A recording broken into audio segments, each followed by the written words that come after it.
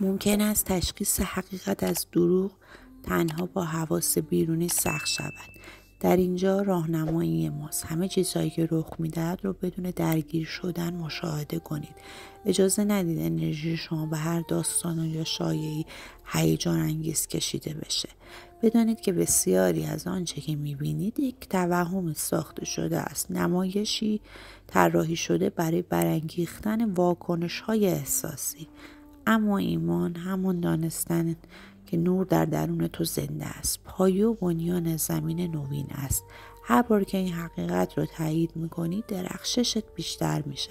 پس نفس بکش عزیزان و بگذار آفریننده‌ای که در درون توست هر سایه‌ای از ترس را در خود حل کند.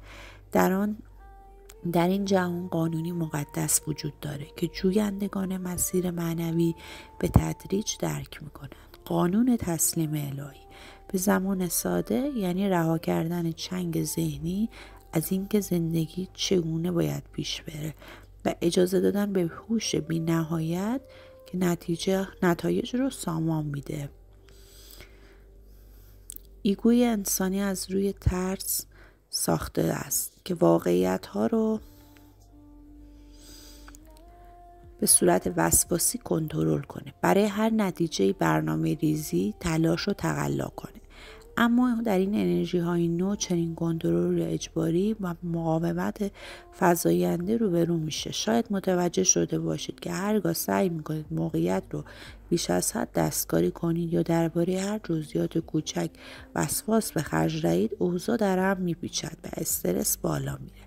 اما زمانی که سرانجام رها میکنید و میگذارید خدا هدایت کنند، ناگهان راه حل‌ها با آسانی پدیدار میشوند. درها باز میشن و زمانبندی امور به شکل جادویی هماهنگ میشن. این اتفاقات تصادفی نیست. این دست الهیه که هنگامی شما از سر راه کنار میروید رویدادها رو به سود شما میگرداند. درک کنید که تسلیم شدن به معنی دست کشیدن از زندگی نیست، بلکه تسلیم شدن به خرد برتر روح و سرچشمه است. این عملی است که اعتماد عمیق شما.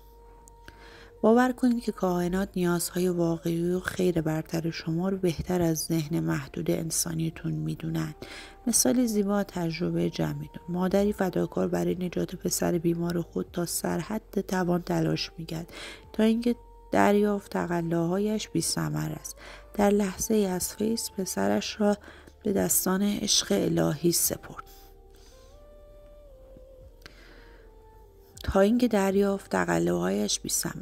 در لحظه از فیض پسرش را به دست عشق الهی سپرد و در دل گفت او متعلق به من نیست. او تجلی بی نهایت است و من او را به همان عشق بیکران می سپارم. در همان لحظه تسلیم آرامشی عظیم او را فرا گرفت و به طور معجزه‌آسا وضعیت پسرش رو به بهبود رفت. حتی زمانی که همه امید از میان رفته بود، شفا درست در لحظه جاری شد که او از کنترل دست برداشت و اجازه داد نقشه برتر عمل کنه. چنین از قدرت رها کردن. هرگاه احساس کردی در تلاش برای کنترل هر جنبه از مسئله درگیر شده‌ای، توقف کن و این قانون رو به یاد بیار. به خود بگو این را به الهی می سپارم. بگذار برترین نتایج آشکار شود، حتی اگر با نقشه هم فرق داشته باشه. بار را احساس کن که سبک میشه. وقتی واقعا آن را به سرچشمه میسپاری، تسلیم شدن مانند رها کردن فنر فشرده‌ای است. انرژی که در نگرانی محبوس بود ناگهان آزاد میشه تا در هماهنگی حرکت کنه.